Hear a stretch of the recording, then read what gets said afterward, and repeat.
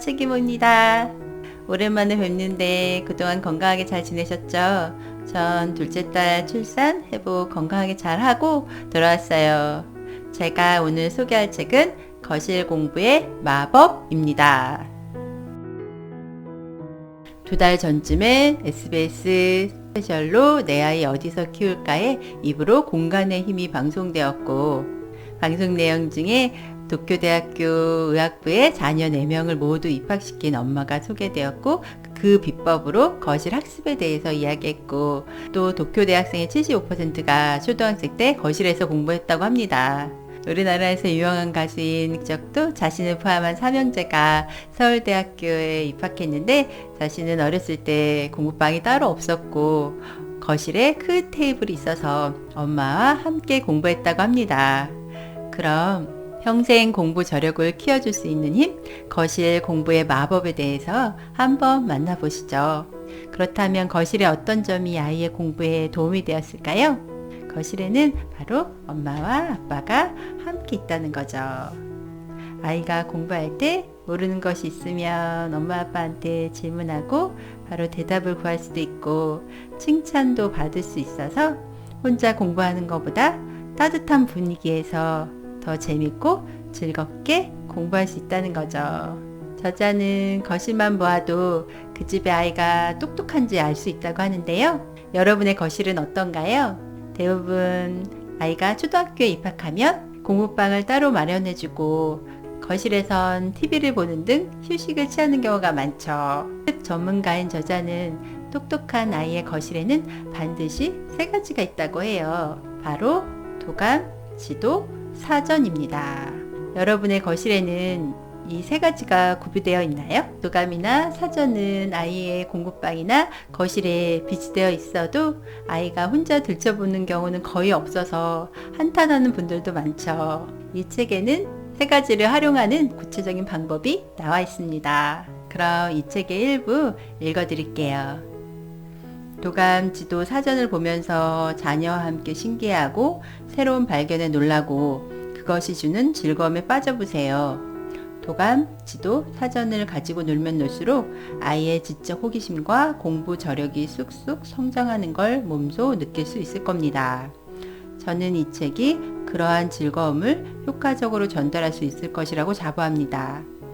재밌어 라는 아이의 감탄사가 쌓이는 만큼 아이의 지적 호기심이 폭발하고 미래가 전방위로 열리는 설렘을 느끼실 겁니다. 도감, 사전, 지도를 언제 접하게 해줄지 궁금하시죠? 저자는 제 큰딸의 나이인 25개월 정도 된 아이에게도 접하게 해줄 수 있다고 해요. 아이들은 쉽다, 어렵다가 아니라 재미있다, 재미없다로 호기심을 유지시킬지 결정하기 때문이에요. 도감은 그림 등 시각적 자극을 통해 효과적으로 각인시키며 그저 세상에는 다양한 것들이 있다는 사실을 아이에게 인식시켜주면 아이가 폭넓은 지식을 받아들일 수 있는 토대가 되고 공부 저력을 키워 훗날 학습 능력을 키울 수 있는 토대가 된다고 합니다. 우리 아이가 아직 어리니 높은 수준의 도감은 이해하지 못할 거야 라고 섣불리 판단하지 마시고 아이가 흥미를 느낀다면 골라줘도 된다고 해요. 여러분, 슈퍼맨이 돌아왔다 좋아하시는 분들 많죠?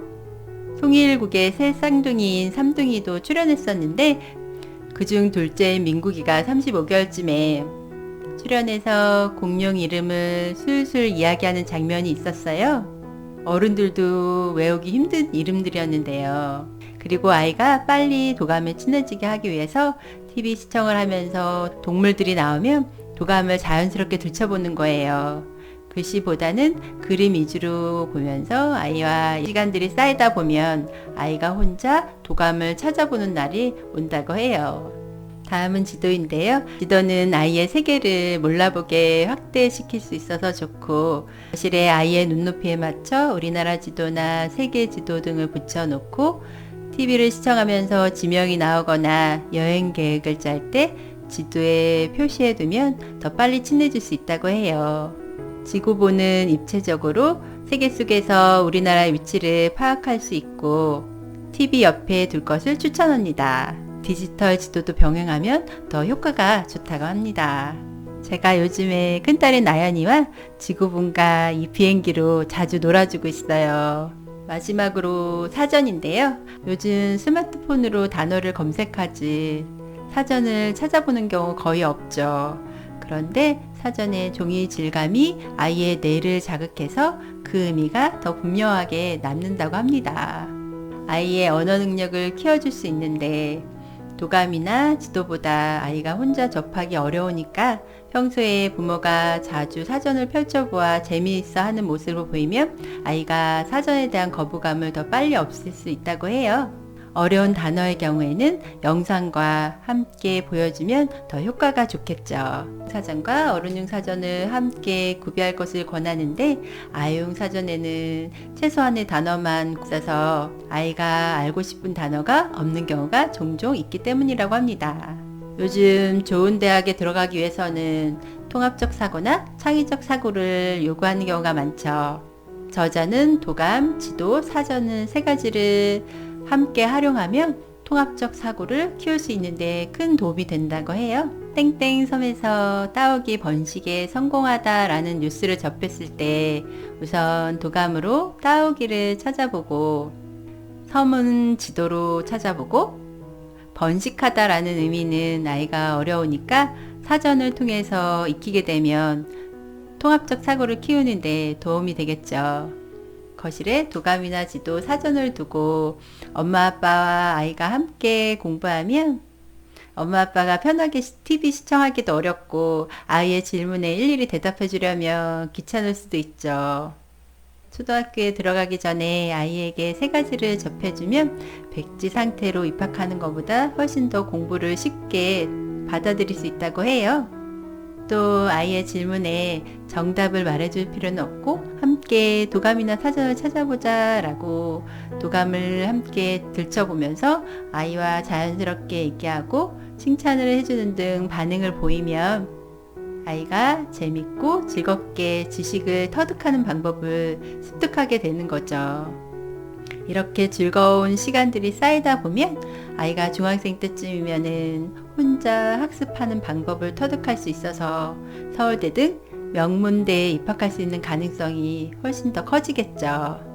저도 이 책을 읽고 나서 나연이 방에 있던 책장을 거실로 내왔는데 나연이와 책을 더 자주 보게 되더라고요. 이 책에는 우리나라의 사정에 맞게 수준별 좋은 도감, 지도, 사전을 추천하고 있어서 더 좋습니다.